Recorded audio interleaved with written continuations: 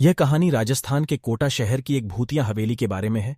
यह हवेली राजा महाराजा के समय में बनाई हुई थी, लेकिन पिछले 18 सालों से इस हवेली में आज तक कोई भी रहने के लिए नहीं आया है। इच्छा होने पर भी इस हवेली में कोई भी नहीं रह पा रहा था, क्योंकि लोगों का कहना थी कि इस हवेली में भूत प्रेत का साया है। जब अजीत सिंह को इस हवेली के बारे में पता चला तो उसने तय किया कि वो इस रहस्य को जानकर ही रहेगा, क्यों लोग इस हवेली में नहीं रह पा रहे हैं। उसने मजबूत इच्छा शक्ति से हवेली में रहने की पूरी तैयारी कर ली। जब उसने हवेली के अंदर जाने के लिए पैर आगे बढ़ाए तो दरवाजे पे किसी अनजान व्यक्ति ने उसे रोक लिया और नजदीक जाके बोले, कौन हो आप और किधर जा रहे हो? अजीत सिंह ने जवाब देने के बजाय उसने सामने सवाल किया, जी आप कौन? मेरा नाम अर्जुन सिंह है और मैं यही पास में ही रहता हूं।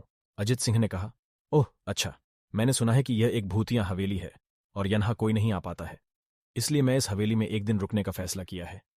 अर्जुन सिंह ने कहा, जी हां, आपने सही सुना है, और आप भी अंदर मत जाइए। मेरी माने तो आप भी वापस लौट जाइए, यहां बहुत खतरा है। यह सुनकर अजीत सिंह खुश हो गया, जैसे उन्हें कोई लॉटरी लग गई हो। अर्जुन ने उसकी खुशी को देखकर बोला, आप क्यों खुश हो रहे हो? आपको तो भूत का नाम सुनकर डर लगना चाहिए। शायद आपको पता नहीं होगा कि मैं भूत प्रेत में काफी दिलचस्पी रखता हूं। अगर इस हवेली में भूत है तो मैं अंदर जरूर जाऊंगा और सारी सच्चाई का पता भी लाऊंगा। इतना कहकर अजीत सिंह उस हवेली में चले गए।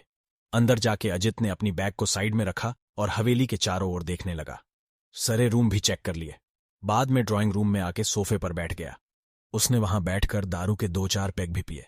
वहीं अचानक उस रूम में लाइट का एक बल्ब चालू बंद होने लगी, लेकिन अजीत ने उस पर ध्यान नहीं दिया। थोड़ी देर बाद दूसरा बल्ब चालू बंद होने लगा। फिर तो हवेली की सारे लाइट चालू बंद होने लगी। यह सब देखकर अजीत अपनी जगह पे खड़ा हो गया और संपूर्ण सावचेत हो गया।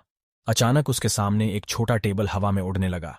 करीबन 6 फुट हवा में ऊपर जाके गोल गोल घूमने लगा और बाद में अजीत की ओर तेजी से आने लगा। अजीत ने तुरंत ही अपने जगह बदल दी और दूसरी ओर चला गया और वो टेबल वहीं जाके गिरा जहां अजीत खड़ा था। अजीत कुछ समझ पाता उतने में सोफे की शीट उसकी ओर आने लगी। वो जल्द खड़ा हो गया और छलांग लगा के दूसरी ओर कूद गया, जिसके कारण सोफा दीवार को टकराया और अजीत बच गया। अचानक सब कुछ शांत हो गया। अजीत ने चारों ओर सतर्कता से देखा और बड़ी आवाज में बोला, तुम जो भी हो सामने आकर के बात करो। वहीं एक बड़ी परछाई उसके सामने आई। अजीत ने उस परछाई को देखकर बोला, कौन हो तुम और क्यों मुझे मारना चाहते हो? परछाई, तुम्हारी भूल के कारण अजीत। मेरी भूल? मैंने कौन सी भूल की? परछाई, इस हवेली में आने की भूल। मैं किसी को भी इस हवेली में खुश नहीं देख सकता अजीत। लेकिन क्यों? वो परछाई ने जवाब दिया, आज से 18 साल पहले इस हवेली के मालिक ने मुझे यहीं पे ही मार डाला था। मेरी कोई गलती भी नहीं थी। इस कारण की वजह से मेरी आत्मा इस हवेली में भटकती रहती है। मैं किसी को भी इस हवेली में नहीं रहने दूंगा, क्योंकि इस हवेली में मेरा खून हुआ था। इस हवेली में जो भी रहने के लिए आएगा उसकी मौत होगी। अजीत ने कहा, मैं तुम्हें अपने असली रूप में देखना चाहता हूं। तुम्हें मारने से पहले मैं तेरी यह इच्छा अवश्य पूरी करूंगा। और उस परछाई ने एक भयानक दरमियाना रूप ले लिया। उसका चेहरा इतना भयानक था कि अजीत भी एक क्षण के लिए डर गया था, लेकिन दूसरी ही क्षण में उसने अपने आप पर काबू पा लिया। बाद में इसने अपनी जेब में से सफेद पाउडर निकाला और उस भूत के पर फेंक दिया। भूत के पर पाउडर पड़ते ही वो जलने लग गया। बड़ी बड़ी ज्वाला उठने लगी। वो बहुत जोर जोर से चिल्लाने लगा और बाद में पूरी तरह से जल गया। उसके बाद अजीत ने चैन से सांस लिया और वहीं पर सो गया।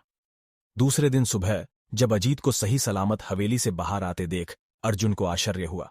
अर्जुन ने अजीत से पूछा, तुम कैसे जिंदा हो?